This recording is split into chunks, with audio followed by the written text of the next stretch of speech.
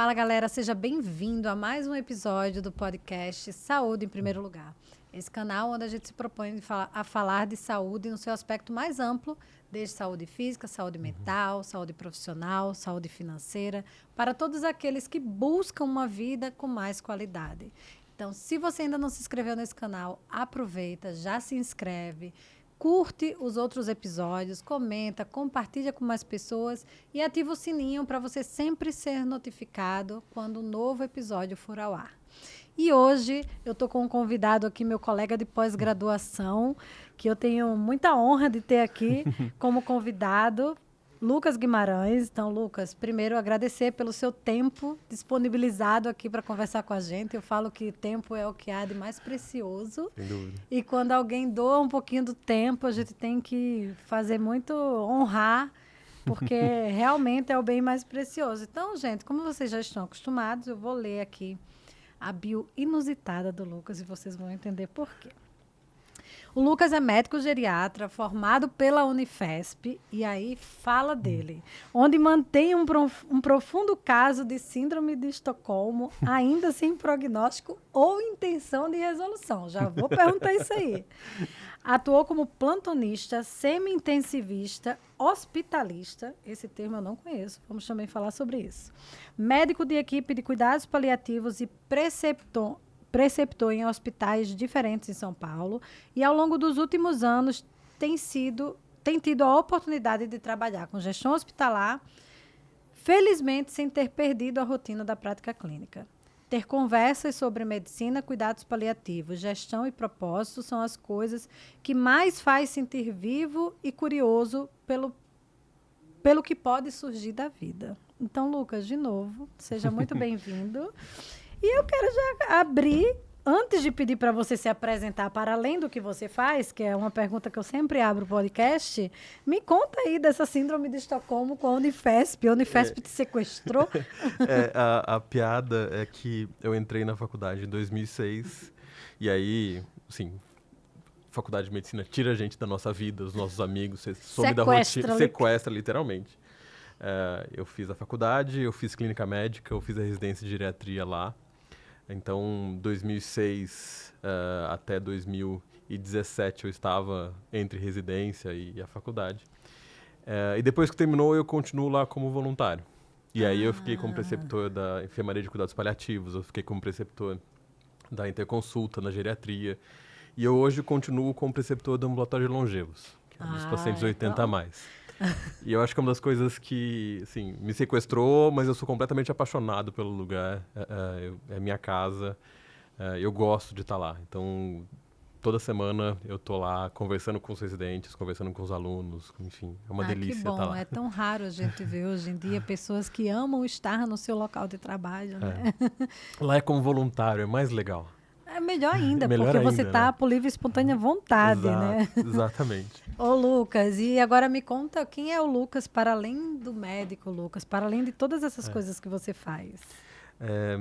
Eu, quando vou começar uma aula, ainda mais essa do conteúdo que a gente vai falar, eu gosto de apresentar só como Lucas, sabe? Eu esquece todo o resto. E tem um motivo muito simples, né? A conexão, ela não vai vir do título das coisas que eu fiz, das coisas que eu faço. Ou as coisas que eu falo fazem sentido, ou não. E, felizmente, as coisas têm menos a ver comigo mesmo, mais com as pessoas que eu tive a honra, a oportunidade de conhecer no caminho entre pacientes, professores, mestres. E aí eu tento sempre me tirar da equação e fazer o máximo possível para transmitir o que essas pessoas foram me ensinando, sabe? Então, tentando me tirar da equação, fica mais... Primeiro, eu começo a conversa mais humilde, eu me conecto mais com as pessoas. Fora disso, eu brinco que eu sou geriatra nas horas vagas. Eu gosto de cozinhar, eu gosto de tirar fotografia. É uma das coisas que me ajuda a entender a conexão com as pessoas. E talvez seja a melhor forma de falar isso. E a outra coisa que, fora dessas discussões, eu, ao longo dos últimos 10 anos, talvez, eu fui virando budista e talvez eu consiga falar hoje em dia que eu sou budista, mas não necessariamente. Mas eu estudo muito essa visão de propósito, como interagir com o mundo de uma forma que faça bem para o mundo, não só para a gente, sabe?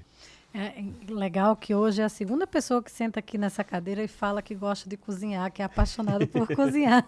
Aliás, as duas pessoas que citam, você e a Cíntia, que eu gravei agora há pouco, também enveredaram aí pelo caminho do cuidado paliativo na nossa conversa.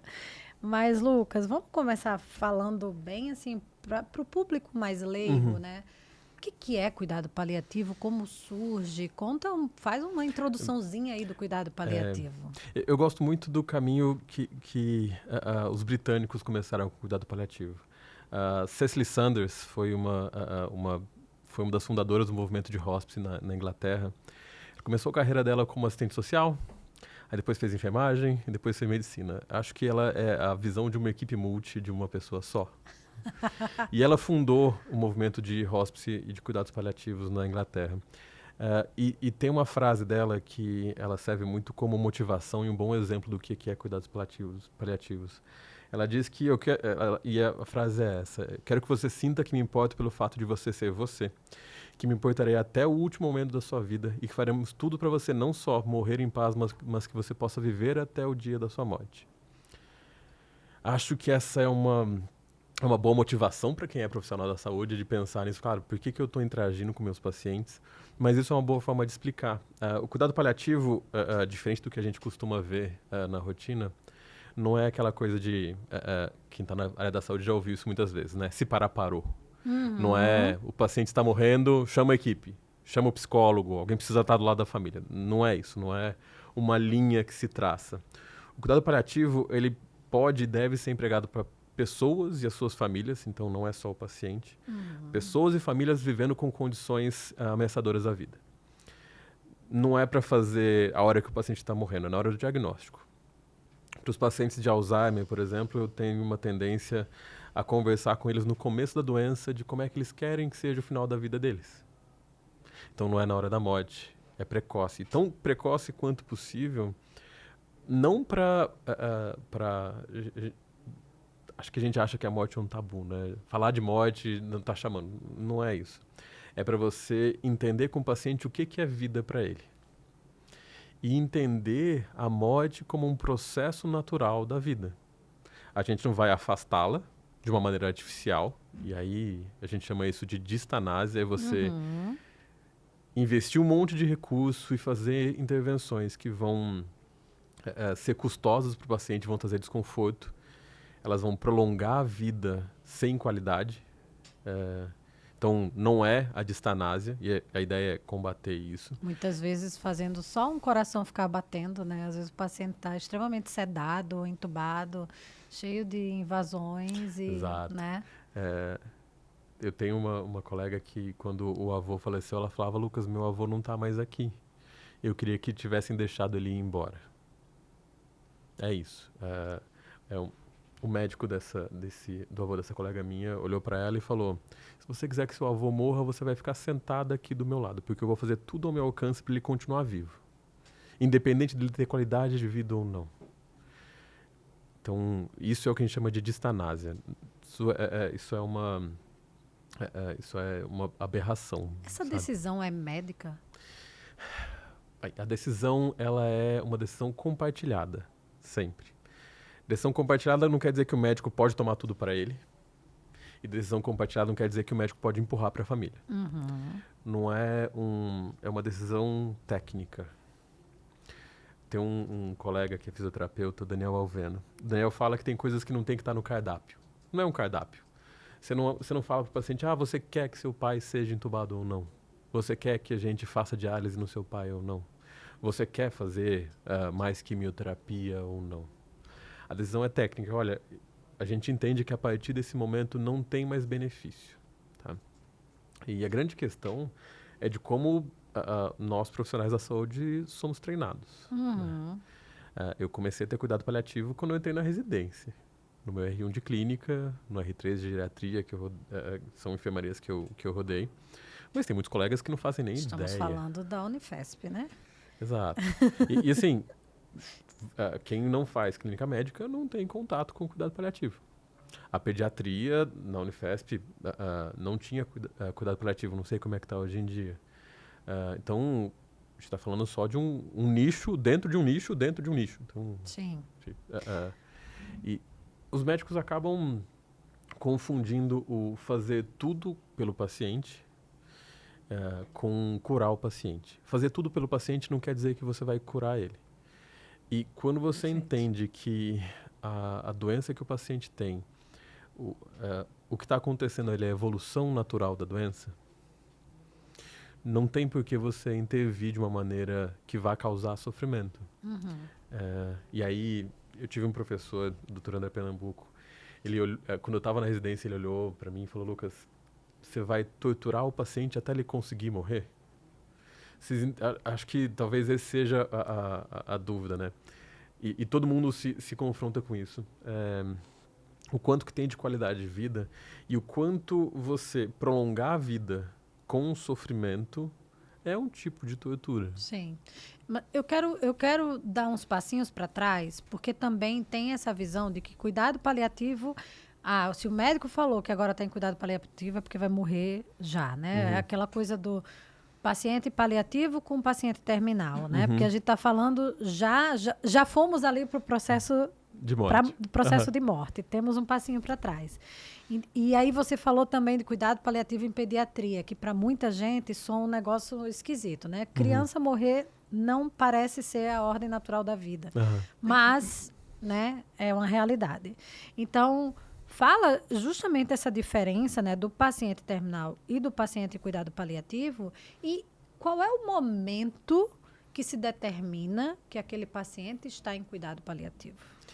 Bem, então, o cuidado paliativo, de novo, ele é naquele momento em que o paciente tem o diagnóstico de uma doença potencialmente ameaçadora à vida, né? Alguns colegas falam em proporcionalidade de cuidado. No começo, você vai ter muito cuidado curativo para tentar prolongar a vida desse paciente e curá-lo. E o cuidado paliativo vai entrar como um controle de sintoma. Ele entra desde o começo. Na oncologia, isso é muito claro. Ao longo do tempo, conforme a doença vai evoluindo, e se não houver cura de fato para essa doença, o cuidado curativo vai perdendo a importância. Diminui a chance de você conseguir curar esse paciente. E aí você começa a aumentar a intensidade e a presença da equipe de cuidados paliativos. Ainda existe aquele termo sem possibilidade terapêutica? Existe, eu já ouvi isso. Sem possibilidade de cura atual, né? Foi mudando. Foi mudando. E cada lugar vai ter um padrão para falar disso. Aqui em São Paulo, as pessoas às vezes falam de se parar, parou. Tem gente que bota SPP, né? SPP. Quem é mais antigo, o pessoal mais antigo que eu, tinha lá a solução 1, solução 2, que era uma coisa meio... Eu nunca nem descobri exatamente o que era, mas preferi não entrar nisso. Mas nessa fase é quando o paciente já passou do horário da indicação, tinha que ter sido indicado previamente. Mas, a grosso modo, a gente pode dizer que o paciente entra em cuidado paliativo quando aquela doença que ele tem não tem mais cura? Não tem mais um tratamento que vá curar a doença ou não? É antes disso. É antes disso. É no diagnóstico da doença com potencialmente ameaçadora à vida. E pode ser que no caminho essa doença seja curada. Tá? Porque se a gente... uma das coisas que os pacientes mais têm medo, e isso tem vários estudos falando, é da sensação de abandono. Daquela coisa que o médico olha e fala, não posso mais fazer nada pelo senhor. E aí, se colocando no sapato do paciente, imagina a sensação de, cara, essa aqui é a pessoa que eu confiei para cuidar de mim. E aí ela tá me falando que não tem nada que ela possa fazer. Eu tô sozinho, eu tô abandonado. E muitas vezes esses médicos dão alta. Não tem nada a fazer para você e dou alta. Isso é coisa mais...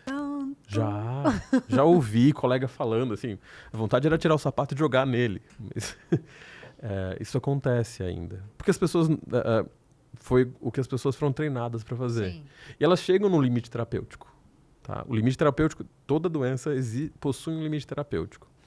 Se você espera chegar nesse limite terapêutico para indicar o cuidado paliativo, você parou de cuidar da pessoa. Então existe o cuidado da doença e existe o cuidado da pessoa como uma coisa mais ampla. Se você fica só centrado na doença, você perde a oportunidade de ajudar as pessoas. E aí você sai do modo não tem nada para fazer por você e você troca pro modo de eu estou aqui para te ajudar. Nossa, eu vi a Ana Cláudia Quintana, né? Para mim é a referência que eu tenho de cuidado paliativo. E ela falou exatamente isso. É o momento que a gente mais tem o que fazer pela pessoa, né? Exato. Pela pessoa. Porque Exato. também tem essa coisa do olhar, é um paciente. Vamos olhar para a pessoa, ao invés de chamá-lo de paciente, porque é uma pessoa, né? E, de novo, essa coisa da medicina de só olhar para a doença, de só olhar para aquela coisa, as especialidades, elas são necessárias, obviamente, mas acaba que muitas vezes o especialista, ele só olha para aquela parte do corpo que ele é especialista, não olha para o paciente como um todo. Exato. E aí, quando ele não tem mais, exatamente o que você falou, quando não tem mais o que fazer pela doença, aí sim é triste, porque a gente devia olhar para a pessoa em todos os momentos, né? Exato. E eu ouvi isso de uma oncologista recentemente, ela falando, às vezes eu não quero nem que o paliativo entre na história, porque eu estou cuidando de um paciente. Ele está evoluindo para a fase final e eu quero estar do lado dele até o final dele. É outra visão total, né? É que se você pensar, não deveria haver uma equipe de cuidado paliativo. Todo profissional de saúde deveria ser treinado para isso, né? Nossa, essa é uma das pautas mais divertidas de discutir. Porque assim, imagina, eu né, trabalhando no hospital, eu vejo como já tem aquela coisa assim, já foi acionada a equipe de cuidado paliativo. Foi pedido parecer para a equipe de cuidado paliativo. Gente, todos nós vamos nascer, viver e morrer.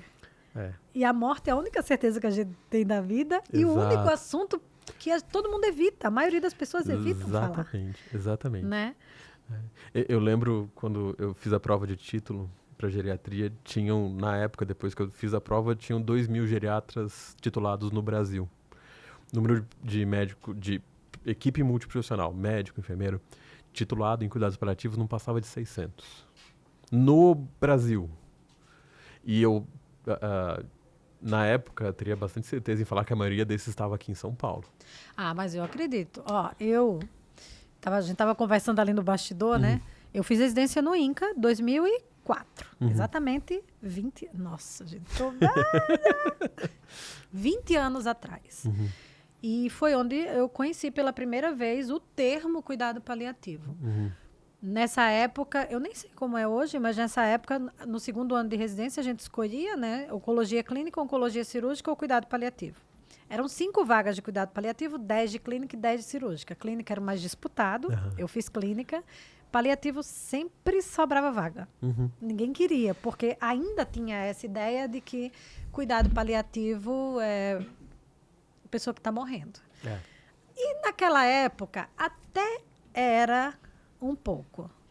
Mas 20 anos depois, né, hoje trabalhando num setor de neurologia, onde a gente lida com, enfim, né, muito paciente nesse processo, e ainda é gritante como muitos médicos, e eu vou te dizer, tá, mais médicos do que equipe de enfermagem, por exemplo, como os médicos são muito resistentes em aceitar a paliação e até a aliviar, sabe? Tipo, aqueles protocolos de alívio de sofrimento.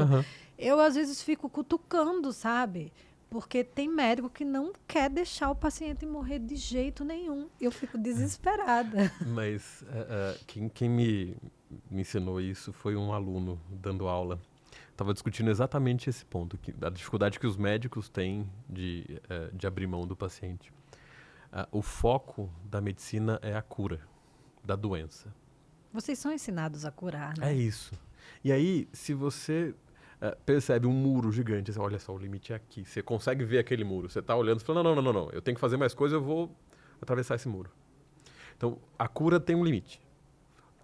O técnico tem um limite. Nunca vai ter um limite do que você consegue fazer. Sempre vai ter, aliás, um limite do que você consegue fazer de proposta de cura. A enfermagem, a fisioterapia, a fono, a nutrição, o foco é o cuidado. Sim. E esse pequeno gap, esse joguinho de palavras de cura para o cuidado, O cuidado não tem limite. Não tem, o cuidado pode ser o cuidado de dar banho no paciente. Sim. Uma coisa que pode parecer trivial, mas você está ali, você está oferecendo cuidado e você consegue perceber valor naquilo e o paciente vê valor naquilo. Os médicos não querem encontrar esse muro. E se eles foram ensinados que esse é o caminho que eles têm que seguir, eles vão chegar no muro e aí vai acontecer isso, do médico olhar e falar, não tem mais nada que eu possa fazer para o senhor, e dar alta, porque ele não consegue lidar com o peso da falha. Porque se o paciente está morrendo é porque ele falhou. Sim. Se o foco é a cura, né? Se você troca o foco e transforma o foco no cuidado, você tem um salto de qualidade de vida para quem está fazendo cuidado, diminui burnout, melhora a percepção do paciente, de ansiedade do paciente, enfim, tem bastante evidência disso. Do quanto a compaixão na área da saúde tem impacto para os pacientes e para os profissionais. Se você pensar na enfermagem, por exemplo, a enfermagem cuida do corpo morto. Uhum. Né? Então, a Exato. gente cuida do corpo até a hora que ele é levado dali. Então, extrapola até a vida, né? Exato. E o cuidado paliativo tem isso também, né? Ele não é só o cuidado com a doença e com os sintomas. É o cuidado com a família. Sim. Do paciente. Então, eu estava revisando um prontuário esses dias, eu vi uma consulta da psicologia de segmento pós-óbito. O paciente faleceu, a psicóloga fez uma consulta com a esposa do paciente. Acho que ela seguiu ele durante 3 meses. O cuidado paliativo vai olhar as questões sociais. A gente vai conversar com o paciente de como é que está a estrutura dele em casa, como é que ele está preparado para o final da vida dele. O cuidado paliativo vai falar sobre religiosidade e olhar para o paciente e falar, tá bom, como é que você se relaciona com a sua visão de divino? E trazer essa conversa para a pauta. Não é só o sintoma, a doença e a morte. A gente vai olhar isso, mas tem que ser mais amplo.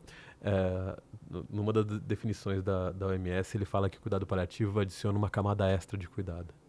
Eu não tenho a menor dúvida. E cada vez mais eu tive essa reflexão agora de que tinha que deixar de ser uma especialidade e ser obrigatório todo mundo estudar, né?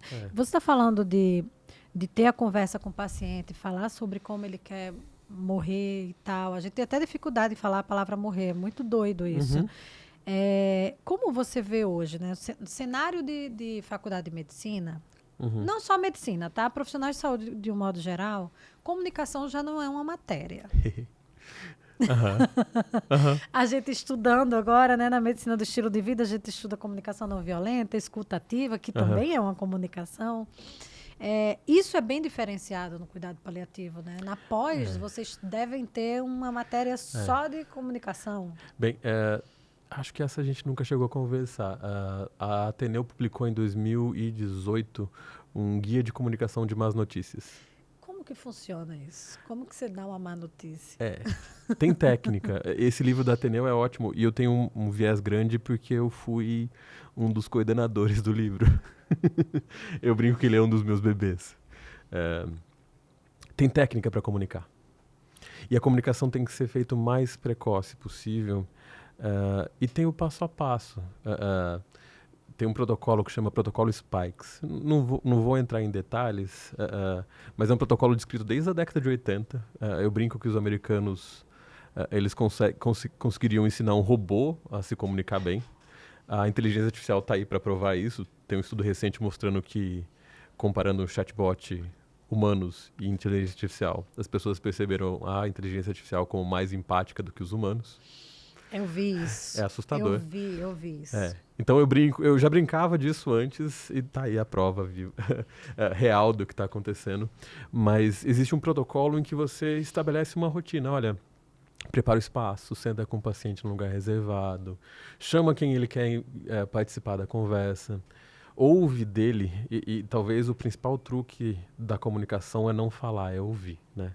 A gente fala isso muito na pós, escutativa. Chegar para o paciente e falar, o que o senhor entendeu da sua doença? O que o senhor entendeu que está acontecendo até agora? O que o senhor entendeu dos exames que a gente fez? Como é que o senhor quer que a gente discuta os resultados desses exames? Quem que você quer que esteja presente? Então você começa aí, né? Você começa ouvindo do paciente o que ele entendeu e você vai construindo em cima dele. E pode até ser que naquela, sei lá, numa primeira conversa, ele ainda não esteja num nível de consciência para ter a notícia real e você espera mais um tempo, vai para uma próxima Sempre etapa. que possível. Sempre que possível. E o que você acha? Eu acho que é meio... Nas consultas médicas, quando se tem uma má notícia, principalmente de pessoas mais velhas, né? Se tem o hábito de tirar o paciente, chamar primeiro o familiar, comunicar primeiro para o familiar. Eu sou, assim, extremamente contra isso, porque, né, eu acho que o dono da vida é o primeiro a ter que saber sobre a vida ou sobre a morte dele, né? Me conta. Eu gosto de falar de comunicação porque, assim, eu tenho muito claro que eu fiz todos os erros possíveis e imagináveis de comunicação. Eu não acho que eu seja um bom comunicador, eu fui desenvolvendo habilidades disso, né? E eu lembro claramente, num dos estágios da residência, eu estava no Hospital de Barretos, atendendo no ambulatório de cuidados paliativos. E eram os pacientes que já estavam lá, já estavam fazendo um tempão. E é uma cena comum, tá? Você chama o paciente familiar, o paciente vai entrando, o familiar vem atrás assim, olha e fala, doutor, peraí, deixa eu fazer um pouquinho, só uma coisinha. É, clássico. Sempre tem, essa é clássica. Só um minutinho. Aí o paciente entrou, eu sei lá que desculpa que a gente deu, o paciente entrou, eu fiquei fora. E eu lembro das cores, da sala, eu lembro da cena exata. E aí esse familiar olhou e falou, doutor, eu não queria que o senhor contasse que os exames pioraram. Aí, Lucas R2, na época, cheio de todos os saberes, me arrumei, vesti o jaleco, subi no palanque, peguei o microfone e falei, olha, porque o paciente tem direito de saber, porque ele que tá morrendo. Fiz o discurso inflamado, empolgado. Aí o familiar olhou para mim e falou, doutor, o senhor tem razão. Na hora que ele concordou, eu já olhei estranho e lá vem. Mas sabe o que é? É que amanhã é o aniversário dele e eu sei que vai ser o último aniversário. Eu já engasguei, engoli o choro, falei, cavei um buraco, enfiei a cabeça, tentei fugir. Ele falou, e eu não queria que essa notícia fosse dada hoje. Aí já mudou. É. Aí tudo bem. E aí é essa discussão, né? Quando encontrar uma barreira desse tipo, a gente chama de cerco do silêncio. Alguém tá fora da conversa, alguém não entra na sala para ouvir tudo. Não quero que minha esposa saiba que eu tô morrendo. Não quero que meu pai saiba que ele está morrendo. E são várias as versões disso. E uma das coisas que eu aprendi ao longo do tempo a não fazer é não confrontar. Eu aprendi a ouvir. E aí, antes de eu falar qualquer coisa, eu falo, tá, por quê? E aí eu deixo a pessoa falar. E aí eu entendo, e eu acho que na aula de comunicação não violenta isso ficou muito claro, né? O que essa pessoa tá pedindo, qual que é a necessidade dela? Eu não quero que meu pai sofra. Eu não quero que ele fique preocupado comigo. Eu não, sabe, são sempre formas de proteger o paciente. E quando você quebra isso de uma maneira incisiva, você está quebrando a confiança do paciente ou do familiar. E aí o processo terapêutico vai ficar muito mais difícil, porque você vai perder a confiança. Sim. Então, cerco do silêncio não é uma coisa... tem um professor meu que brinca que cerco do silêncio é paliativos faixa preta. A melhor coisa que você pode fazer é prevenir, mas se está estabelecido é muito difícil de quebrar. A prevenção você faz assim, você fala, olha, quem que você quer que esteja aqui? Quem que é importante na hora que eu estiver comunicando com você? E eu dificilmente deixo a oportunidade de colocar todo mundo na mesma sala para falar. Não, tudo bem quando é uma decisão do paciente. Você falou duas versões aí, né? Tipo, por exemplo, quando eu sou o paciente e eu não quero que você saiba. Aí beleza, porque eu estou decidindo sobre mim. Mas a minha questão é sempre alguém decidir pelo outro, sabe? Assim, eu acho... Eu entendo, eu super entendo, vou refletir sobre isso, mas eu fico pensando assim, o quanto que é violento você privar alguém de saber sobre ela. Aí eu vou te fazer uma outra pergunta, o quanto é violento privar alguém que te ama de saber sobre você? Mas por que eu vou ter que ter autonomia para mim isso é tirar a autonomia? Assim, tudo bem, assim, eu penso assim, ó. E aqui é bem discussão mesmo, sabe? Porque é muito fácil falar do lugar de que não sou eu a pessoa que comunico, que faça a comunicação difícil. Também entendo isso. Mas eu penso assim, ó, sei lá, Deus o livre alguém da minha família. Eu sou profissional de saúde, então a tendência vai ser o médico vir conversar primeiro comigo, né? Todo mundo vem conversar primeiro comigo. Se eu tiver que tomar, a decisão vai ser minha, né? Eu acho muito injusto eu esconder da pessoa. Concordo plenamente. O que tem até para ela decidir como ela quer aquele final. Quais decisões ela quer tomar antes de... No fundo, eu até acho que o paciente sabe, tá? Quando é assim, tipo, ele sabe. Mas uma coisa é a gente achar que ele sabe, outra coisa é ele saber de fato. Até para ele decidir como eu quero morrer. O que eu quero fazer antes disso. Sim. O que eu quero organizar da minha vida, que isso é uma outra proposta também que já existe, né? De você estimular a pessoa a resolver a vida dela antes de morrer, né? Então, eu penso muito por esse caminho, entendeu? Acho que o luto ele tem vários estágios, né? E aí tem o luto da própria morte, a morte daquela relação. E a gente vive vários lutos ao longo da nossa vida, de relacionamentos, enfim. A negação é um mecanismo válido de lidar com isso. A primeira etapa, né? A primeira etapa. E aí você negar o conhecimento, negar que você quer saber daquilo. E às vezes o paciente fala para o familiar, olha, eu não quero saber do que vai acontecer. Mas aí beleza, ele decidiu que ele não quer saber. Mas e o quanto a percepção daquele familiar também é importante. Na hora um dos passos do protocolo Spikes é o convite. Você chega o paciente e fala, como é que você quer que eu fale disso? E eu sempre faço essa pergunta para todo mundo que está... Eu chamo as duas pessoas juntas na sala. Marido e mulher, os filhos do paciente e o paciente. Como é que vocês querem discutir isso? E se eu não previno isso falando com todo mundo na sala, existe um risco maior de eu evoluir e é muito difícil. E eu já vi as duas versões, tá? Do paciente não querer... Da família não querer que o paciente saiba e do paciente não querer que a família saiba. Mas em algum momento esse paciente não vai poder mais tomar decisões sozinhas.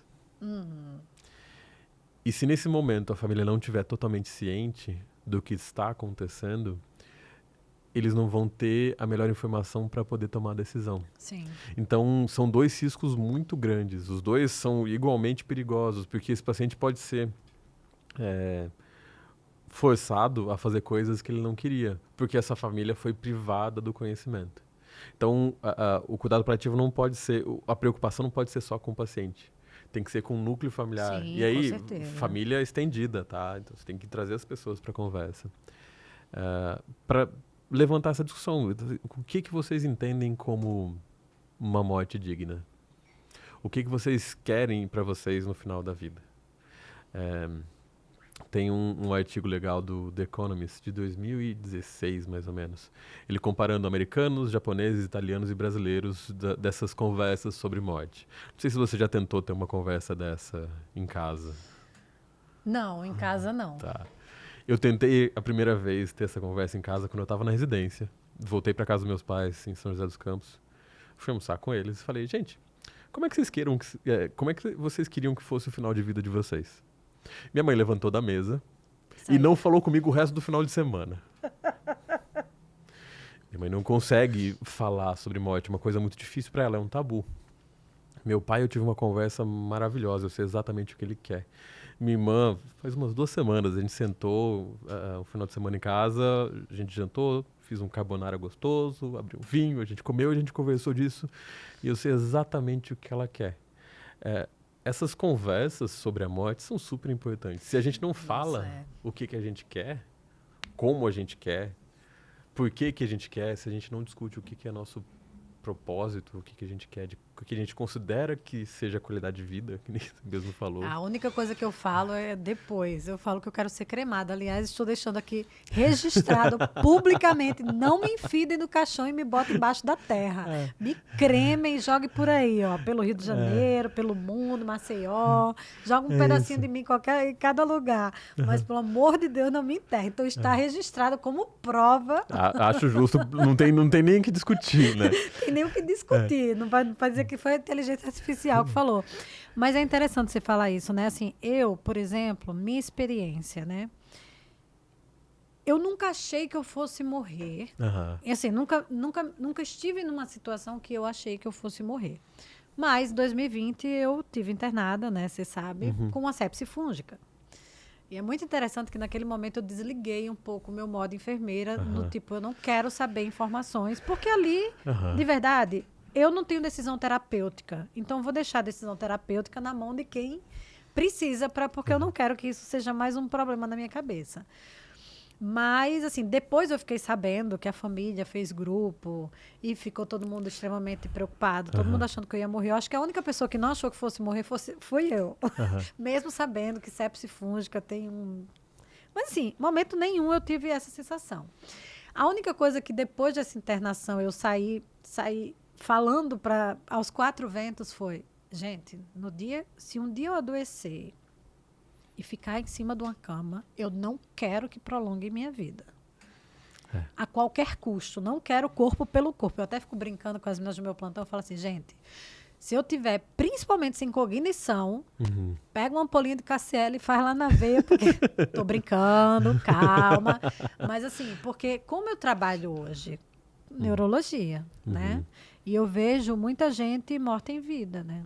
Pessoas que ou não têm cognição, então não tem nenhum poder de decisão nem de escolha, ou tem dependência física parcial ou completamente. E eu acho, para mim, isso assim, dentro de um hospital, muitas vezes abandonado pela família, não tem, para mim, isso para mim já é morte, entendeu?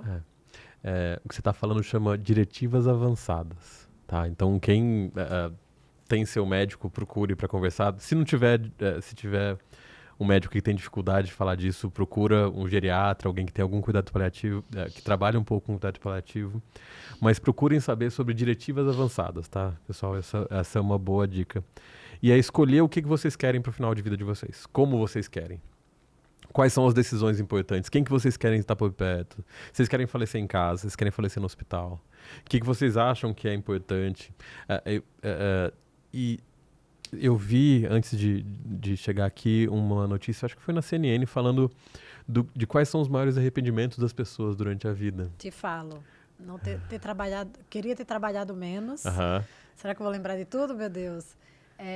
Queria ter sido eu mesmo. Queria ter compartilhado mais com meus amigos. Nossa, qual é a outra? Mas eu falo tanto disso e eu não estou lembrando. Que, inclusive, é um livro de uma enfermeira. Você já viu esse livro? Não, que legal. É uma enfermeira, eu não vou lembrar agora de onde ela é, uma enfermeira paliativista, que ela fez... eu não sei qual foi o nível de evidência da pesquisa, tá?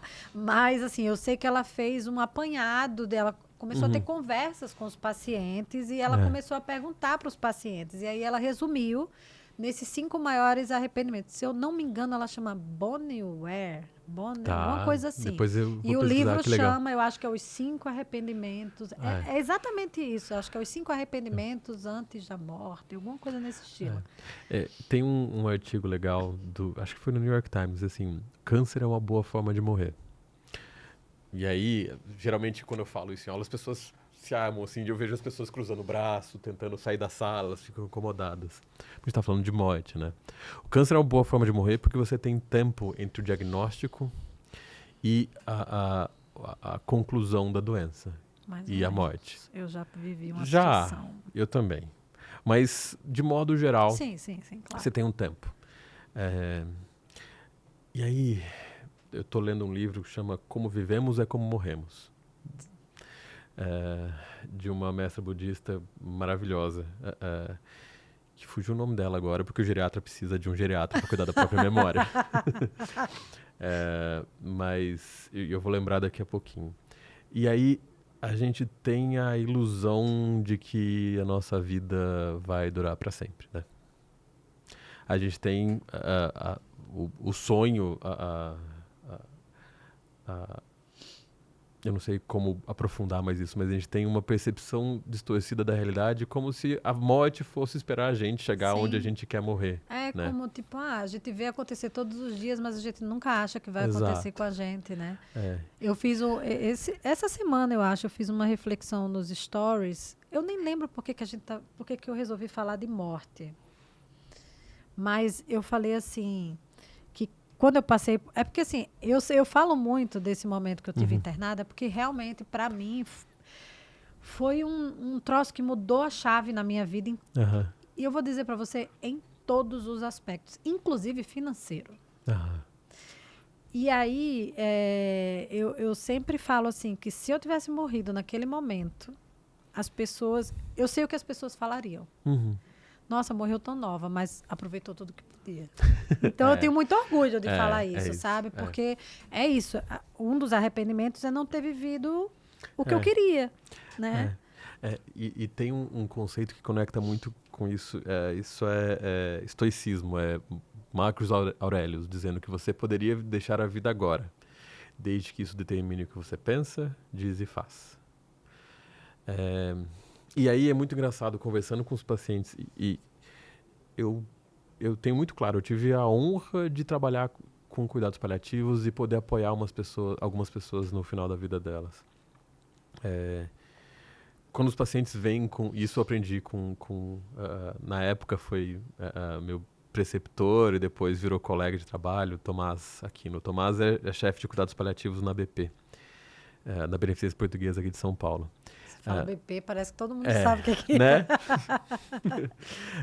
Mas o Tomás, quando o paciente vinha perguntar, doutor, quanto tempo eu tenho de vida? Você pode usar, e o cuidado paliativo tem essas escalas, você pode falar quanto tempo tem de acordo com o diagnóstico, com alguns detalhes de exame laboratorial, tem várias formas de avaliar isso dependendo do caso. Mas uma coisa que o Tom me ensinou foi olhar para os pacientes e falar, por que você quer saber? E a resposta nunca é eu queria trabalhar mais, eu queria ter feito mais planilha de Excel, eu queria ter dado mais aula. Não, a resposta é sempre o porquê das pessoas. Então eu já ouvi porque eu queria levar minha filha no altar, eu não sei se dá tempo. E deu tempo no caso dele. Eu já ouvi falar porque eu queria fazer as pazes com meu irmão. Eu já ouvi as histórias mais maravilhosas e de chorar e de emocionar só de lembrar de todas elas. Eu já vi um paciente me falar que ele queria assistir um anime específico, que ele fazia um tempão que ele estava atrasado, ele queria se atualizar.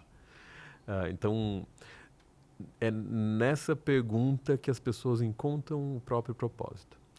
Então, cuidado paliativo não é falar sobre a morte, é falar sobre o que é a vida para a pessoa. Talvez por isso eu seja tão apaixonado pelo assunto. Imagina que você esperar estar perto da morte para descobrir o seu verdadeiro propósito. Deus. Exato. E o quanto tempo você perdeu, né? E o quanto essa meditação, contemplação, o quanto conversar e falar sobre isso abertamente é importante.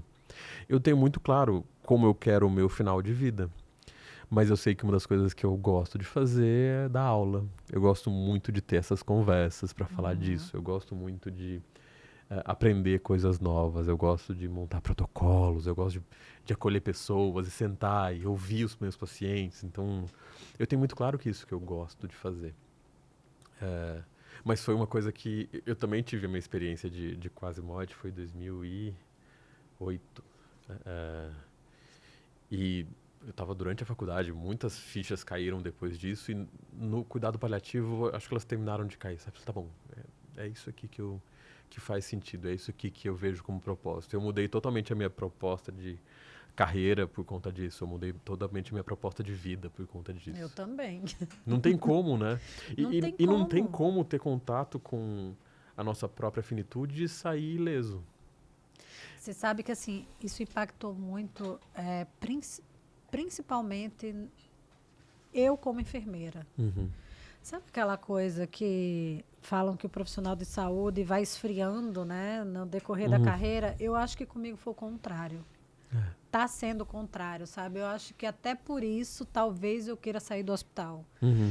Porque eu não dou conta e aí a gente vai até falar, vou entrar até num assunto que eu quero que você fale, eu acho que eu não estou mais conseguindo lidar com o sofrimento do outro, sendo que o limite do que eu posso fazer, e aí, assim, não é o limite do que a Manuela pode fazer, é o limite do que a instituição, o sistema hoje permite que seja feito. Eu falo que eu quero sair do hospital hoje porque eu não acredito mais no modelo hospitalar que existe hoje. Eu acho que esse modelo está totalmente defasado. Eu acho que todo modelo, seja de hospital público, privado, do top do país, esse modelo ele precisa ser completamente revisto, começando inclusive por cuidar das pessoas que cuidam. Sem dúvida. Porque né, esse livro nasceu disso, inclusive, porque a saúde está doente. Né? Todo o sistema de saúde está doente. E eu tenho percebido o quanto eu venho sendo pessoalmente impactada com isso. E aí eu estou fazendo essa introdução porque eu quero justamente que você fale de empatia, de compaixão. Ontem, só para concluir, ontem aconteceu uma coisa que não me acontece sempre. Eu criei um mecanismo, como eu trabalho com plantão, né? Ou seja, às vezes eu volto no plantão, aquele paciente nem está mais lá, porque foi de alta, ou enfim. Ou às vezes o paciente fica muito tempo, mas eu criei um mecanismo que eu botei a minha mochila para ir embora, eu esqueço quem está internado. Esqueço, eu deleto, eu não levo para casa. Mas de ontem para hoje, aconteceu algo que não me acontecia há muito tempo. Eu saí com uma paciente na cabeça.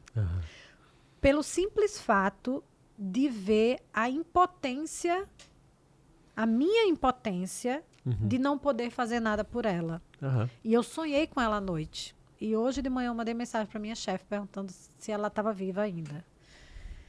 Isso fazia muito tempo que não me acontecia. Muito tempo.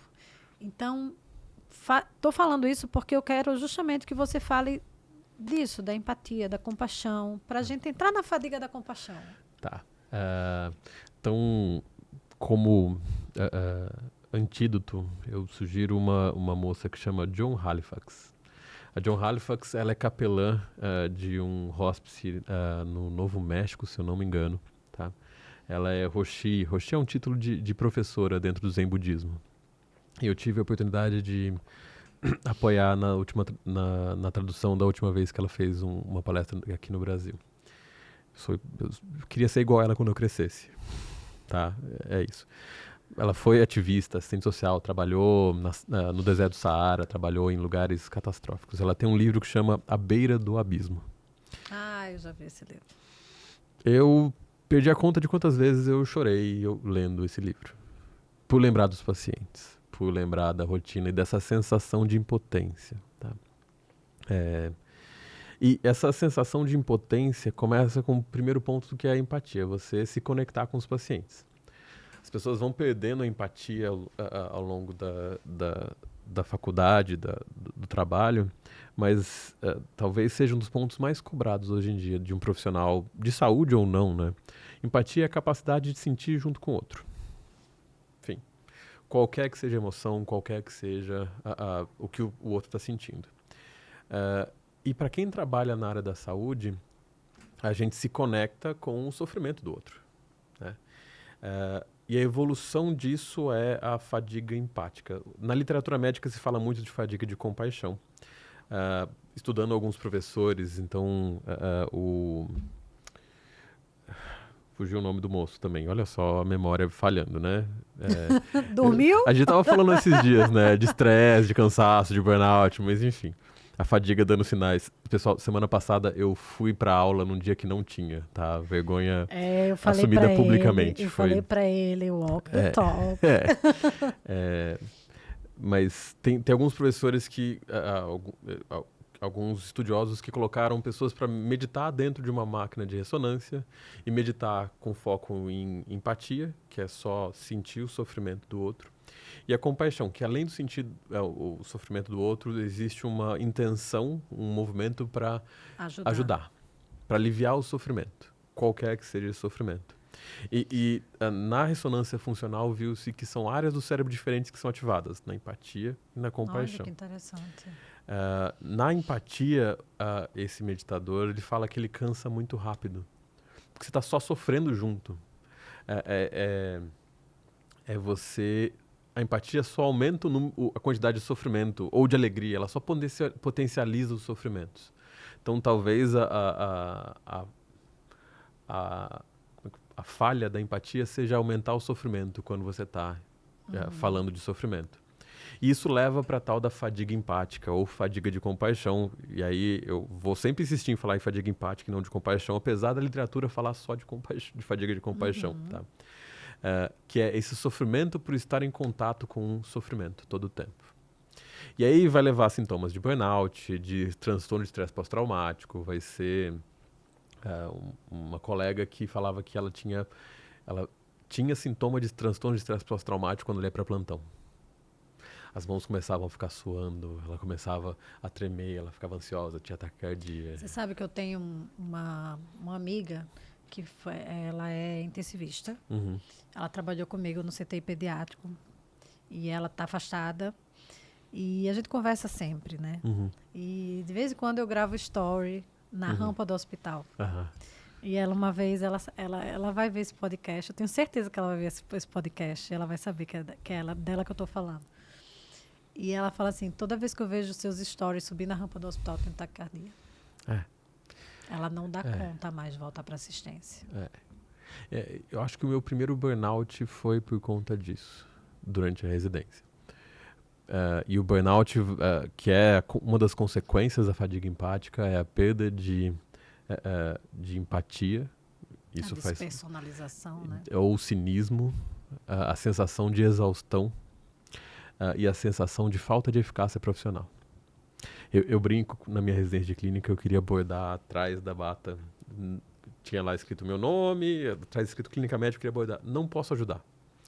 Não me procura, não me para no corredor, porque se eu parar para ouvir você no corredor, o paciente que está lá no fundo, que eu preciso checar o exame, eu não vou conseguir checar o exame, ele vai morrer na minha mão, vai ser culpa minha. Então não me para conversar comigo. Me erra, me deixa em paz, não me pede ajuda. A hora que você sentar na minha frente, eu vou te ajudar. Mas eu não quero falar com você se estiver longe. E alguns profissionais acabam entrando nisso e não conseguem sair. Tem vários relatos legais no New England, que é um jornal de medicina, falando de profissionais, falando do próprio burnout, que é a sensação de não querer se conectar com as pessoas.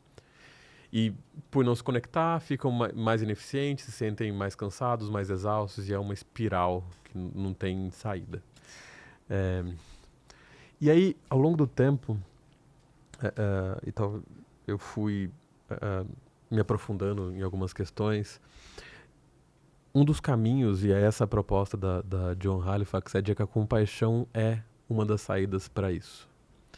Ela fala que a compaixão ela tem algumas características. A primeira delas é essa conexão. Tá? A segunda é esse desejo de ajudar. E aí, a terceira, e essa é a mais importante e a mais difícil, é não se apegar ao resultado. É difícil. Porque, bem, se essa sua paciente não morreu ontem, ela vai morrer em algum momento. Sim. E aí, o fato de você estar lá, entregando o cuidado com o melhor que você tem, então, ela tem um artigo publicado em várias revistas de cuidados paliativos, ela criou um protocolo que chama GRACE, G-R-A-C-E, de como entrar em contato com o sofrimento dos pacientes em cuidados paliativos, dos pacientes que estão com algum grau de sofrimento, para oferecer compaixão e se cuidar. E uma das coisas que ela coloca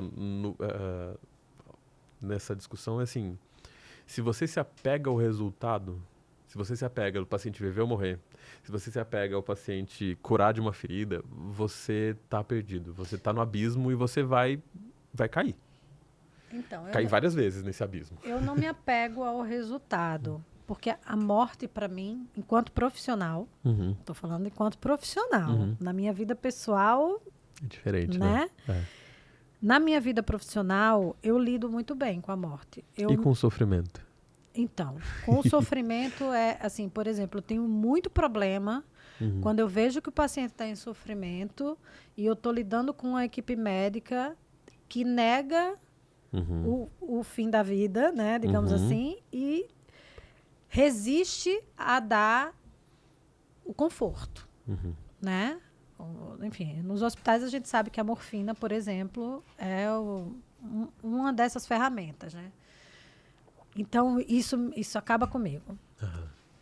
Essa paciente especial, a única coisa que eu podia fazer por ela, ali, era ficar do lado dela e dar uma palavra de conforto. Eu não dei conta de fazer isso. E aí, já vou entrar em outra pergunta que é, qual o limite emocional? Porque talvez o médico, no dia a dia de uma enfermaria, não lide tanto com isso, porque ele vai lá... Entra e sai, né? Entra e sai. Quem fica beira-leito 24 horas somos nós, né? Qual o limite de... Eu posso ficar aqui dando a minha presença como apoio, mas às vezes eu tô me maltratando por dentro, porque assim, já engoli choro várias vezes, como também assim, na frente do paciente, quando eu trabalhava em CTI pediátrico, eu já chorei como mãe de paciente. Tô nem aí para quem acha isso ruim, eu não acho. Mas em outras situações já engoli muito choro. Então, qual é o limite do... Estou aqui para dar um apoio, nem que seja só segurar na mão, para você precisa se proteger. Então, o você precisa se proteger, você já está estabelecendo um limite. E o limite é o quanto você consegue lidar com o sofrimento. Você está só sofrendo junto. A compaixão, e aí a John Halifax tem um TED que é muito bom, que ela fala da compaixão como real significado da empatia. Você se apresentar, olha, eu estou aqui do seu lado, eu vou estar com você aqui até o final da sua vida. Eu não vou... eu vou fazer tudo que tiver ao meu alcance, não só para ajudá-la a morrer em paz, mas que você viva até o dia da sua morte. Ele envolve essa noção de eu tô aqui para ajudar. E aí independe de você. Você sai da equação. Então, o limite é o limite que as pessoas conseguirem. Olha, eu tô sofrendo, não tô dando conta. É o limite do meu sentimento, como ser humano. Exato. Né? Eu, com frequência, choro. Eu já chorei dando aula, é patético. Eu sou um chorão. Eu sou um chorão, eu choro com os pacientes, com os familiares. Eu choro dando palestra, eu choro com o comercial de margarina. Eu chorei, eu choro, enfim. Mas nessas conversas com os pacientes, e esse foi o truque, é entender a compaixão, o real significado da compaixão que a John Halifax fala. Porque você está ali para ajudar, e aí você está ali para ajudar, o segurar a mão não... Eu já ouvi comunicando uma notícia, falando com os pacientes, o paciente me agradeceu, doutor, obrigado. Eu falei, mas eu acabei de te dar a pior notícia do mundo. E eu, aos prantos, eu tô te agradecendo porque você se importa. E ela não estava me agradecendo porque eu dei um prognóstico, ela não estava agradecendo porque eu estava curando, ela agradeceu porque eu chorei com ela e segurei a mão dela. E foi uma das experiências mais tranquilizadoras da vida, porque eu vi que eu estava ali para estar do lado das pessoas. Não tinha proposta terapêutica. O câncer estava super avançado, ela provavelmente ia morrer nas próximas 48 horas. E eu tive uma conversa super franca com ela do que ia acontecer, de como que ia passar tudo isso. Mas, e aí entra no protocolo da John Halifax, né? Eu estava lá, muito claro que o meu propósito eu estava ali para acolher a pessoa. Só para isso. Se eu aliviar a dor dela, se eu não eu ia usar todas as ferramentas de cuidado paliativo prevê, isso não é só ser fofo. Cuidado paliativo tem técnica, tem conteúdo, você tem que saber, você tem que estar muito mais dedicado. E é bem o que você falou, médico geralmente passa e vai embora. Cuidado paliativo passa, fica, volta, conversa, reconversa, volta no outro dia. A gente tem que estar lá, né? Você sabe que eu me deparei com duas situações, assim, de pessoas próximas a mim, né? Um primo meu, eu nem sei quantos anos tem que ele faleceu, mas eu já estava no INCA nessa época. E ele teve um tumor de vias biliares, assim, era, tipo, digamos, dos irmãos era o mais saudável e foi um troço inexplicável, né? E eu lembro que pertinho dele morrer, eu tive na casa dele. E eu tive uma conversa com ele, que eu posso falar uma coisa para você? Eu não lembro. Eu não lembro o que eu falei para ele. Eu lembro da pergunta que ele me fez. Mas, porque ele, assim, ele totalmente ciente de que ia morrer, de que estava perto de morrer, mas ele confuso em saber o que fazer com aquele tempo. E eu não lembro, juro por Deus, eu não lembro até hoje o que eu respondi. Enfim, aí vai das crenças espirituais de cada um, mas eu acho que alguém respondeu por mim, porque eu não dava conta de responder. E a outra situação foi em 2021. Eu estava escrevendo este livro. Esse livro nasceu de um desafio. Eu fui desafiada pelo Joel J, né, que era meu mentor na época, a escrever esse livro. E ele me deu um prazo. Ele me deu um prazo de 5 dias. E eu falo que não foi um livro escrito em 5 dias. Foi um livro escrito em 40 e... Quantos anos eu tinha naquela época? 40 eu não sei fazer conta mais. 42, 41, sei lá. Que eu coloquei para fora em 5 dias. E tem um capítulo dele que fala de tempo. Tempo é um dos pilares que eu falo aqui. E eu tive uma amiga que teve um diagnóstico de câncer de cólon. E ela morreu em setembro, outubro, novembro. Em 3 meses. Menos de 3 meses. Na verdade, em 2 meses, porque ela teve o diagnóstico no finalzinho de setembro. E nesses 5 dias que eu estava escrevendo esse livro, a gente, todo aquele processo, já sabendo que, né, ela já estava com morfina, já estava, não deu conta de sair do hospital e tal. Isso lá em Portugal. Ela me fez uma chamada por vídeo, aos prantos, dizendo que o médico tinha falado que ela não tinha nenhum ano de vida. E eu sabendo que ela não duraria nem 1 mês mais. E eu também não lembro o que eu falei. Eu lembro de novo o que ela falou. Né? Que ela falou que... Aquilo que você falou, eu queria viajar muito, eu queria viajar com minha filha, ela era cantora, ela falava, ainda quero cantar com muitas pessoas. E eu não lembro o que eu respondi para ela. Você acredita nessas coisas? E aí eu tô falando do Lucas. Muito. Não, imagina. O Lucas profissional e pessoal acredita. Mas tem uma coisa que foi ficando clara. Não é o que a gente fala para as pessoas. É a conexão. Quando alguém está nesse momento, não tem nada que a gente vá falar que vá aliviar o sofrimento. Talvez ela nem ouça mesmo. Tipo, ela nem assimile o que a gente está falando, né? A pessoa quer a conexão. A pessoa precisa saber que tem alguém do lado dela. E isso, para quem está do lado de quem está fazendo a conexão, pode ser pesado, mas pode ser uma dádiva. Acho que foi isso que eu fui aprendendo com os pacientes, sabe? Estar do lado deles, ouvir, conversar, é uma honra, de alguma forma. E eu tenho muito claro que eu estou ali para ajudá-los quando eu estou fazendo isso. Eu estou do lado deles para ouvir, para fazer essa conexão. Eu não vou curar nada nesse momento. Sim. Tudo que eu tinha para fazer para curar, eu fiz ao longo do tempo como geriatra, em contato com as equipes que estão fazendo mais isso. Mas ali eu estou só para estar do lado da pessoa. E aí você consegue se entregar naquele momento, chorar, acolher todas as emoções que aparecem, inclusive o seu próprio sofrimento de ter que lidar com aquilo. Ninguém quer dar uma má notícia, ninguém quer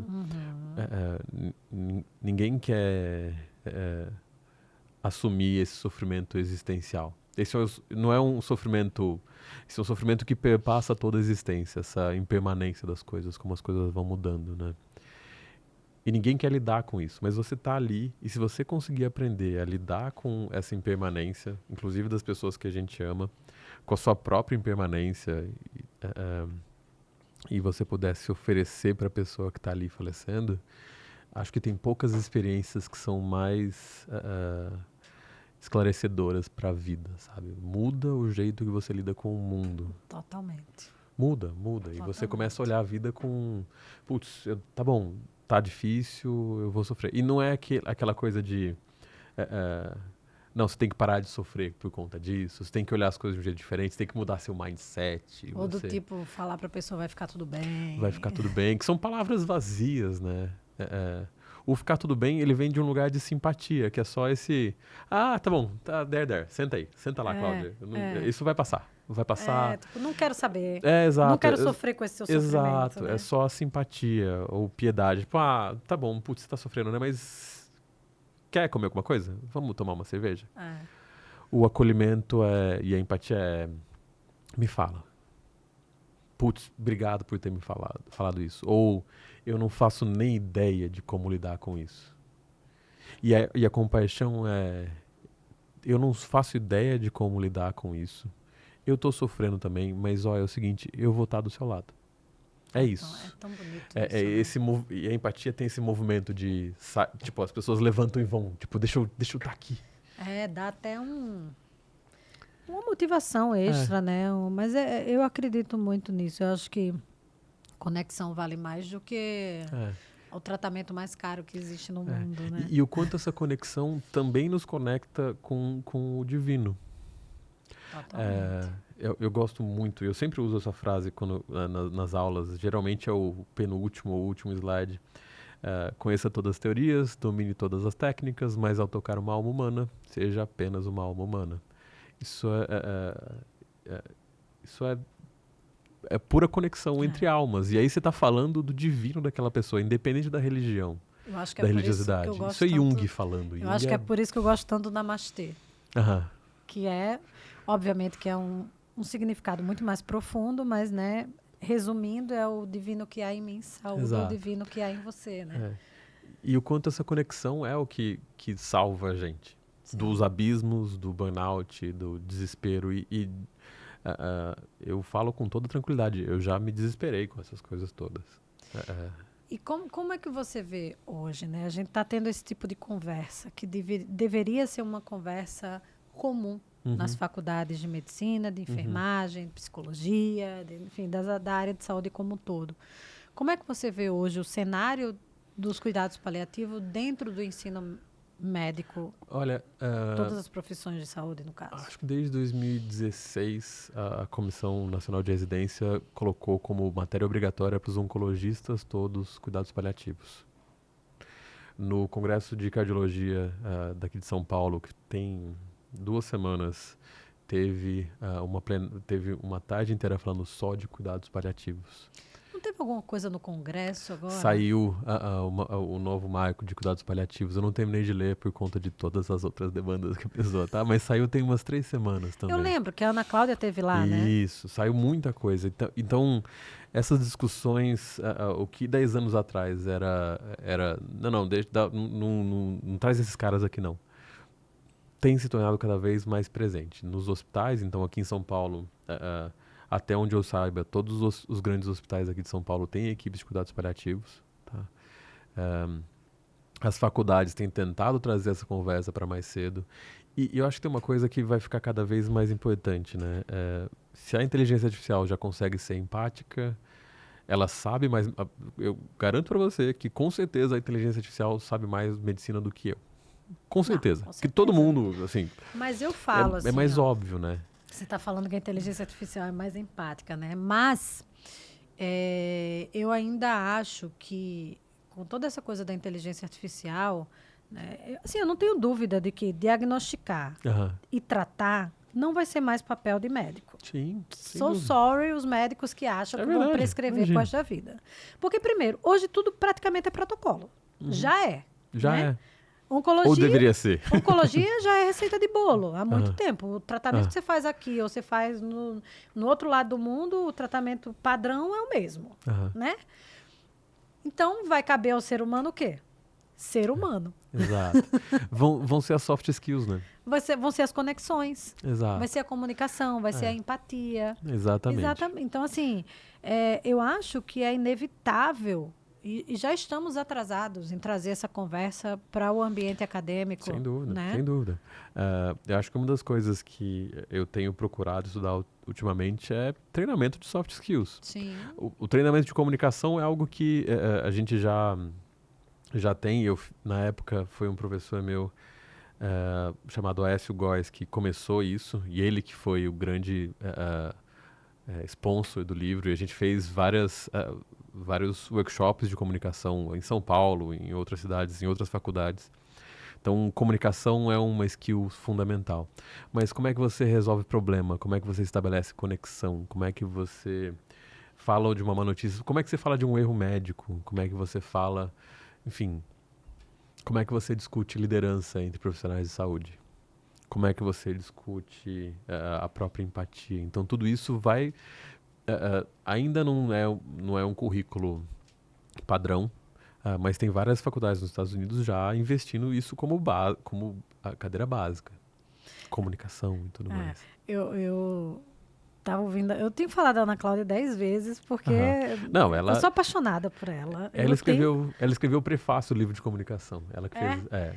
Ela foi fantástica. Eu acredito que um dia ela ainda vai sentar nessa cadeira aí, pra gente ter conversas profundas. Ela falou uma coisa muito interessante, que uma vez ela chegou numa festa, sei lá o quê, pessoas que ela não conhecia, e perguntaram para ela, o que você faz? Ah, sou médica. Ah, qual que é a sua especialidade? Aí ela disse que saiu como foi? Eu cuido de pessoas que vão morrer. E aí disse que rolou um silêncio, assim, né?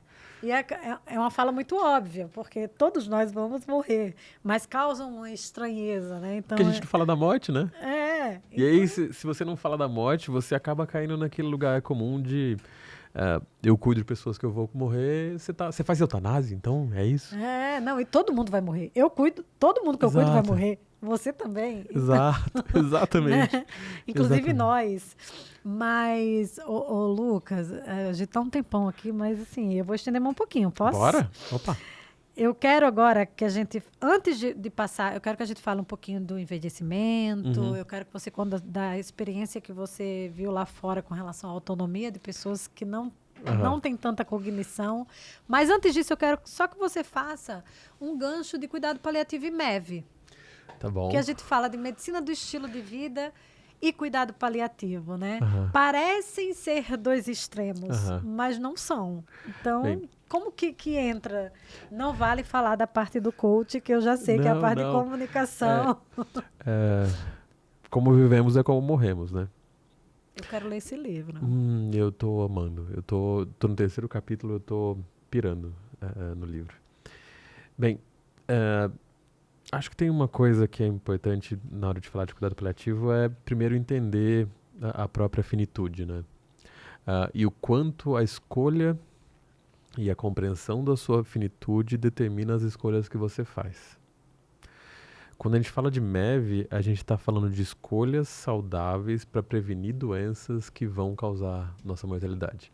Eu, por exemplo, venho de uma família de hipertensos. Eu tenho pressão alta, a gente estava conversando um pouco antes. Eu tenho uma tendência a ter o colesterol um pouquinho mais alto, eu tenho um risco cardiovascular que ainda é ruim. Então, além das intervenções medicamentosas, eu fazer atividade física, eu me alimentar bem, eu perder peso, enfim, tudo isso que é necessário para quando eu evoluir para uma doença que é ameaçadora à vida, eu evoluir isso com a melhor reserva funcional possível. Tá? E em geriatria e no envelhecimento a gente fala de compressão de morbidade. Então, bem, se eu tiver Alzheimer, que eu tenha Alzheimer só nos meus últimos anos de vida e ter uma piora rápida, mas eu não fique dependente durante muito tempo. É o que muita gente está falando agora de health span, né? Isso. Que é o tempo que você vive com saúde, né? Exato. Não só o tempo que você vive. Exatamente. Então, a MEV ela vai ajudar a gente a fazer escolhas conscientes, e aí a gente pode falar de propósito, a gente pode falar de várias motivações para isso, mas fazer escolhas conscientes para quando a gente encontrar com a nossa própria finitude, a gente ter feito escolhas na nossa vida, e aí, se a gente for falar do pilar de relações, escolhas que fazem a gente chegar na nossa vida com a sensação de que foi uma vida bem vivida. E aí você chega no final da vida, que nem eu tenho alguns pacientes que são assim, e eu gosto de falar do meu avô. Meu avô faleceu com 85, ele tinha enfisema, ele fumou a vida inteira, tinha DPOC. E na hora de falecer, ele criou 5 filhas, eu sou o neto mais novo, apesar de ter uma irmã mais nova, mas eu puxava muito o saco do meu avô, talvez vice-versa. Mas ele faleceu escolhendo como que ele ia falecer. Ele faleceu tendo a consciência de que ele viveu a vida que ele queria ter vivido e que aquele era o momento dele se despedir da vida. Sem afastar a vida e sem afastar a morte, sem tentar antecipá-la. Ele faleceu no timing dele. O médico propôs entubar, ele falou que ele não queria, o médico respeitou. Minhas tias, minha mãe arrancaram todos os cabelos, o resto que ele tinha e os dela, mas ele conseguiu falecer do jeito que ele escolheu. Então a MEV, assim, as escolhas que a gente faz a nossa vida inteira para chegar no momento da nossa morte e ter uma morte que seja consistente com os valores que a gente desenvolveu o resto da vida, sabe? Não, demais. Você falando, eu ia falar, você estava falando aí, eu lembrei de uma coisa que eu queria falar e agora eu não vou lembrar. Conheço um geriatra bom, se você quiser. Conhece? Ele tem problemas de Aliás, memória. qual é a idade que se deve começar a ter um geriatra? Porque eu sei que eu já devia ter. Olha, assim, para fazer geriatria são 2 anos de clínica médica, então eu sou um clínico geral, e mais 2 anos de geriatria, tá? Então, doenças clínicas de modo geral a gente trata muito bem. E eu acho que essa conexão de geriatria com MEV cai que nem uma luva. Mas eu já tive uma paciente que ela começou a acompanhar comigo, ela tinha 23. Eu atendi a avó Que da paciente. engraçado. Aí a mãe veio com a avó em algumas consultas, aí a mãe falou, eu preciso de um médico. A mãe tinha 60 e poucos na época. Tá bom, bem-vinda. Aí ela veio. E aí numa das consultas da avó veio a neta. É porque você juntou as duas coisas, né? Clínica médica com a geriatria. Exato. É perfeito. É o médico pra vida toda. Exato. É um desse aí que eu tô querendo. Exato. E aí a neta olhou e falou, Lucas, eu gostei como você trata da minha avó. Você pode fazer isso comigo também? Vem cá. E aí eu comecei a acompanhar uma paciente de 26. Oficialmente, então no Brasil a gente considera idoso todo mundo acima de 65, tá? E aí a clínica médica e a MEV se conversam muito bem nisso também, né? Putz, tá bom. Como é que eu deixo que os pacientes que são jovens cheguem bem até os 65 e tenham uma reserva boa? E como é que eu faço com os 65 para chegar nos 80? Como é que eu faço dos 80 para chegar nos 100? O ambulatório que eu fico na Unifesp é um ambulatório de longevos. O foco do ambulatório são pacientes 80 a mais. Quem coordena é a doutora Maísa Sendrologo, ela é fantástica. Outros professores, outras preceptoras são muito boas lá. E a gente atende só paciente que chegou aos 80 com a cabeça boa, sem Meu fragilidade. pai tem 83. É delicioso. Lúcido, orientado, faz esse tudo, se paciente. abaixa pra pegar. Nossa. Fala assim, cara, pra mim o que dita a sua longevidade com qualidade é se você consegue abaixar pra pegar alguma coisa embaixo do sofá. Mano, quando eu tava na residência, a gente liberou um paciente de 85 para saltar de paraquedas. A gente tá com um paciente agora no ambulatório que tá com 105 anos. Ele teve 8 netos, sei lá quantos bisnetos, tataraneto. Ele tá com 105, ele tem um pouquinho, já é frágil, mas a cognição tá boa. É delicioso de conversar com ele. E acho que nesse ambulatório, uma das coisas que a gente estuda lá, inclusive, e é um protocolo de estudo, como é que os pacientes, como é que foi a vida dos pacientes e como é que eles estão para a gente tentar mantê-los o máximo O possível. que você vê em comum? Tem a ver com as Blue Zones ou as Blue Zones é... Olha, as Blue Zones tem a ver com maior concentração, tá? Sim. Mas esse paciente de 105, ele trabalhava na construção civil, ele foi pedreiro, ele construiu as casas dos 8 filhos dele. Então ele fez muita atividade física, mas ele nunca teve um nível educacional muito bom. Os filhos já fizeram faculdade, se formaram, os netos também, enfim. Tem várias coisas que estão relacionadas, mas talvez, acho que... E esse é um dos artigos que eu mais... um dos TEDs que eu mais cito, de um cara que chama Robert Waldinger. Ele é um estudo de Harvard, que é o estudo mais longo sobre a longevidade. Ele acompanha as pessoas desde a década de 30, se eu não me engano. Que é de onde Boston. mesmo esse estudo? Boston. Ah, tá. É de Harvard. E ele é a terceira geração de diretores desse estudo. Então, assim, os diretores morreram, entraram novos, os diretores morreram, ele é o terceiro. Primeiro que ele é uma pessoa deliciosa de ouvir, ele é empolgado falando, ele fala fofo, ele é uma pessoa bonita de ver falando. Ele fala que nesse estudo o que ficou claro assim não tem a ver com renda. A gente sabe que tem os determinantes sociais de saúde, claro. A gente sabe que acesso ao saneamento básico é importante, mas o que eles entenderam no estudo... Não é quanto mais dinheiro, mais saúde, né? Não necessariamente, né? Mas a gente sabe que tem um mínimo de saneamento que é importante para as pessoas viverem. Existe uma questão de saúde, de acesso ao serviço de saúde, que é importante também. Mas o que eles viram que estava mais relacionado, tirando esses fatores confundidores, eram as relações que as pessoas têm. Eram as relações e o apoio que as pessoas tinham. E óbvio que nesse ambulatório a gente tem pessoas que não têm nenhum suporte social atualmente, mas que cultivaram relações boas. E o quanto essas relações são importantes para essas pessoas não só viverem mais, mas terem uma sensação de completude com a vida, né? Sim. de estarem felizes com estarem vivos. Porque não faz sentido chegar aos 105 se você não tiver uma lista de fãs. Que são Sim, seus com filhos, certeza. seus netos, seus bisnetos, que olham, cara, meu avô é o cara. E é legal ver os filhos falando, porque eles admiram esse paciente. Eu tô ferrada, porque eu não tenho filho, não vou deixar filho pro mundo. Mas não, então, a rede e as relações não são só Não, eu os sei, filhos, eu tô né? brincando. Mas isso é até legal de comentar, porque, assim, a nossa geração e as próximas vai ter muito idoso cuidando de idoso. Eu tava vendo, onde foi que eu tava vendo? Putz, cara, a gente adquire tanta informação que Que a gente chega a hora esquece. que a gente já não sabe mais de onde É. vem, né? Mas foi essa semana que eu tava vendo em algum lugar, acho que alguém até no Instagram, algum blogueiro, alguma influencer no Instagram falando sobre isso. Acho que foi negócio de Dia dos Namorados. Aham. E aí das pessoas solteiras, né? E falando isso, né? Que as pessoas têm a ideia de que se você tem um relacionamento, aquele relacionamento vai ser para a vida toda e enfim, né? E as pessoas solteiras, elas tendem a se sentir solitárias, às vezes mais por medo de envelhecer sozinha do que pelo aquele momento presente. Eu, por exemplo, hoje eu não me sinto solitária. Eu zero me sinto solitária. Eu falo, inclusive, que eu acho que é o momento da minha vida que que eu passei o Dia dos Namorados mais tranquila, solteira. Porque eu tô muito bem com a minha solitude. Mas eu tenho muito medo de envelhecer sozinha, de tipo estar sozinha. E aí fala de algumas coisas que já vem acontecendo, que é grupo de pessoas, grupo de amigos, fazerem uma comunidade e viverem ali pro resto da vida juntos, né? Acho que a minha meta ao longo do tempo é começar a cuidar dessas comunidades.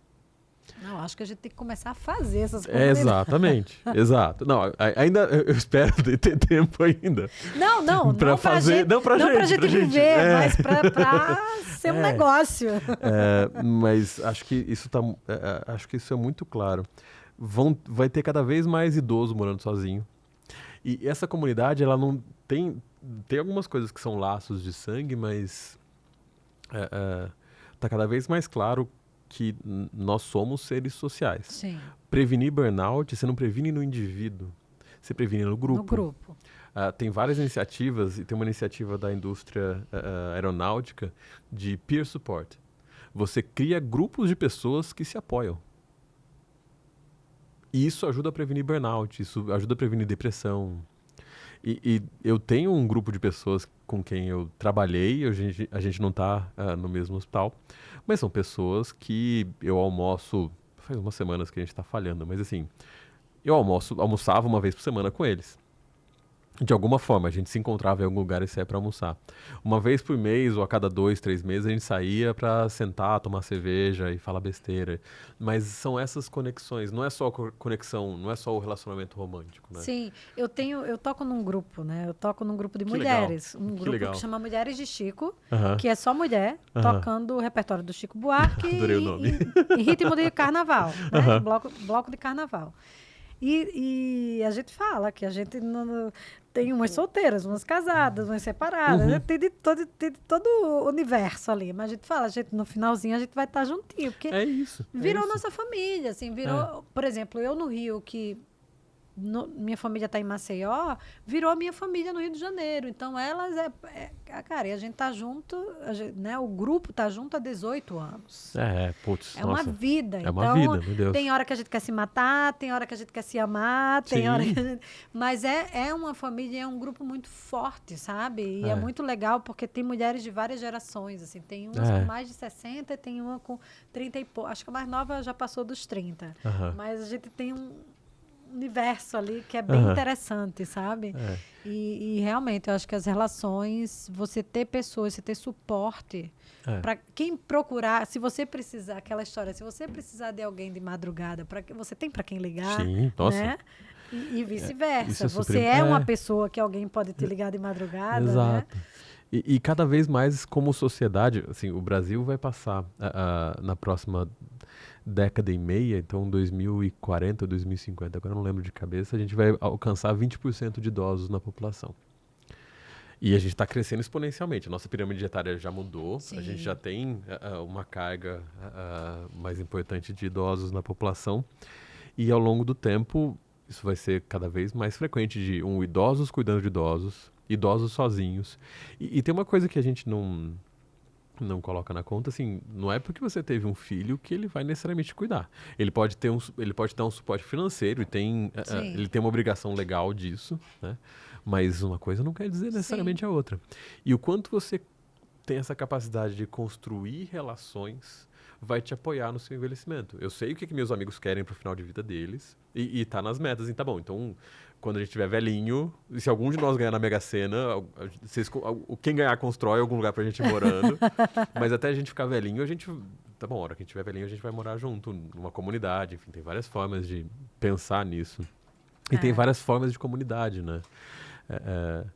Se fala que precisa de uma tribo inteira para criar uma criança, precisa de uma tribo inteira para cuidar de um idoso. É verdade. E como essa intergeracionalidade é importante. Naquele documentário da Blue Zones é maravilhoso ver as senhoras centenárias conversando com as crianças e o quanto essa interação é importante para os dois lados, né? Sim. Você estava falando, né? Por exemplo, minha mãe é a mais nova de 14. Ela é a 14ª. Tá bom. E aí ela vem e tem 2 filhos. E aí eu venho e não tem nenhum, nem eu, nem meu irmão. Então, realmente, o Nordeste era muito assim, né? No Nordeste as pessoas tinham muitos filhos. Mas você está falando das comunidades, né? E aí eu queria que você falasse um pouquinho daquela experiência que você falou, da comunidade, de uma comunidade fora. Essa foi um colega que foi para a França fazer um estágio na residência e ele foi numa comunidade de pessoas com Alzheimer, tá? Não eram nem idosos, tinha uma paciente com Alzheimer precoce, menos de 40 anos de idade, já tinha Alzheimer. E uma das coisas que ele viu lá e na discussão aqui foi super interessante é o quanto eles reforçam a autonomia das pessoas nessas comunidades. O que eu quero dizer com autonomia? A gente olha aqui, a gente tem uma visão muito paternalista do idoso. Tem que sair da cama, tem que fazer não sei o quê. Eles olham pro idoso, você quer fazer fisioterapia? Vamos fazer fisioterapia? Não. Não quer mesmo? Tá bom. Não quero, tá bom. Eu funciono um pouco assim no hospital, tá? Com os pacientes. Não, tem coisas que são super... Às vezes o paciente não quer tomar banho. Gente, ele não quer tomar banho. Tudo bem que não vai ficar uma semana sem tomar banho por causa de infecção. Tem um limite, né? Não quer tomar banho. Exato. Deixa. E as discussões de autonomia, e ele falando isso, eu lembro da cara das outras professoras no ambulatório, assim, como assim?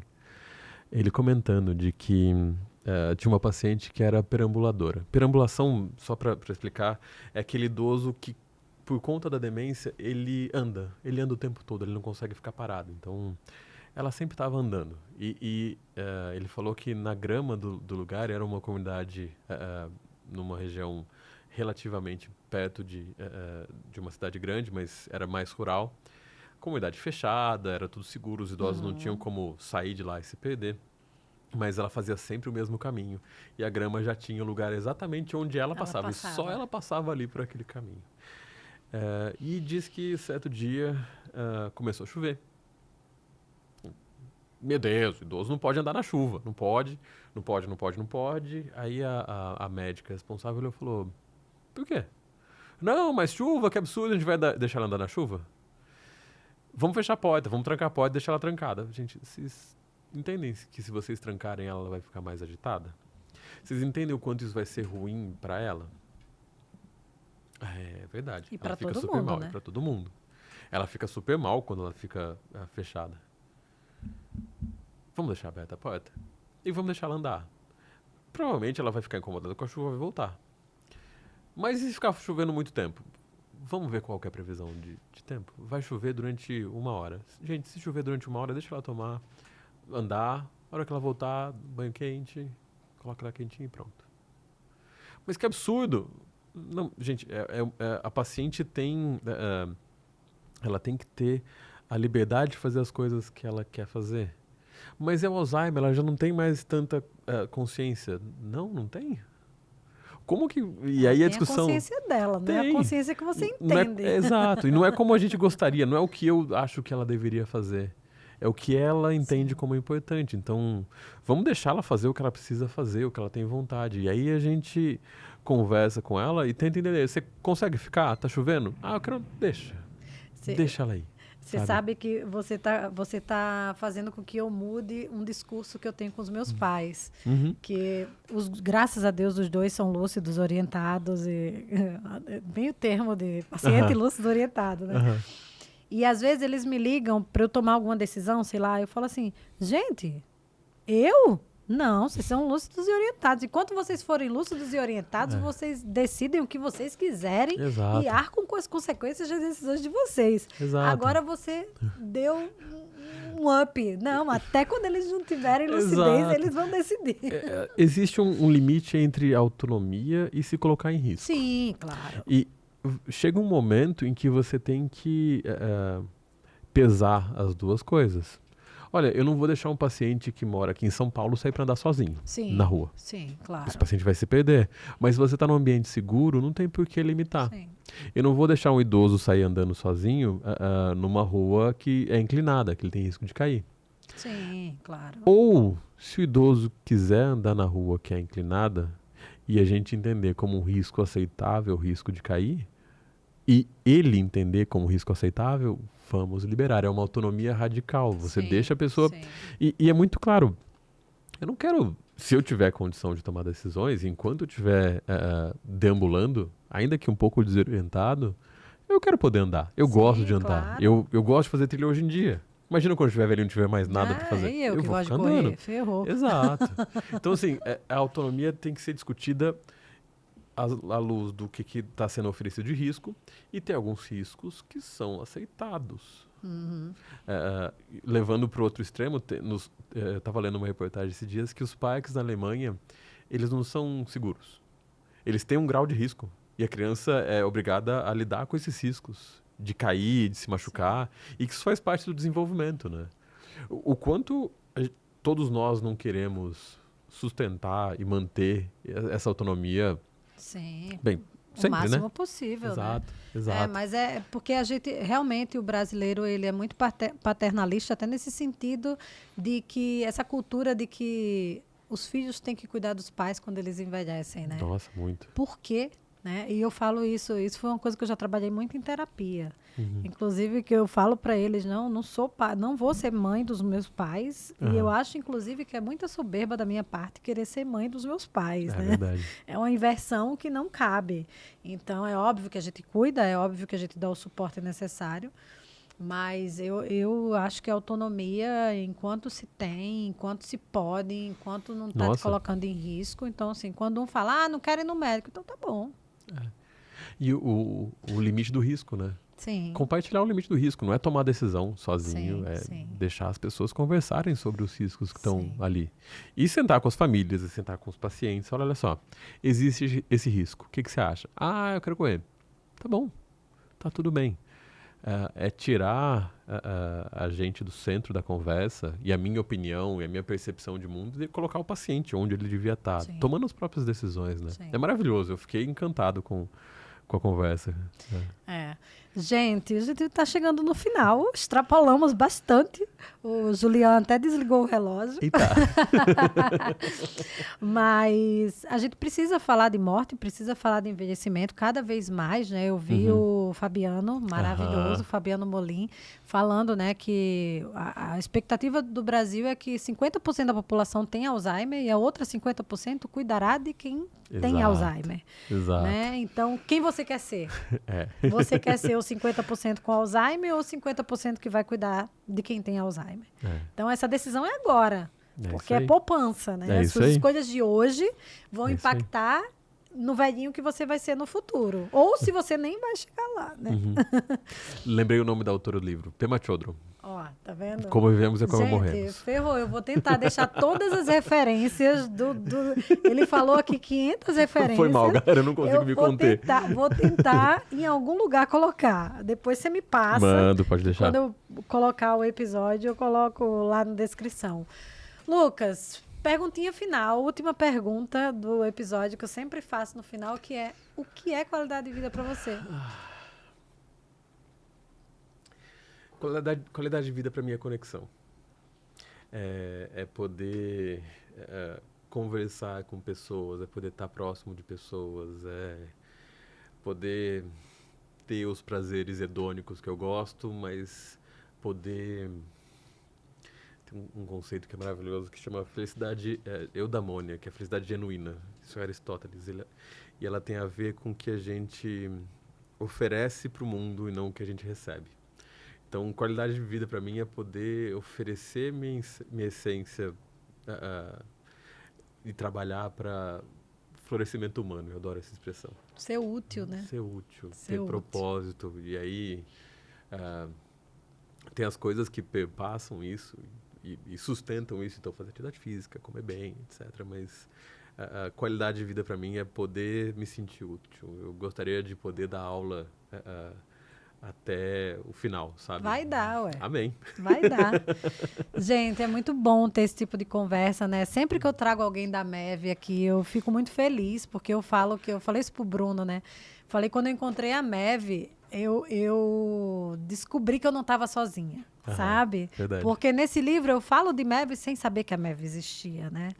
E eu acho que o futuro da medicina, ele tem 2 caminhos que não são separados. Eles são 2 caminhos que vão precisar caminhar junto. Isso é uma teoria minha, da minha cabeça, que é a tecnologia, que não tem como voltar atrás, né? A tecnologia está aí. Eu vi essa semana, acho que um hospital no Japão, ou é na China? Na China, eu acho.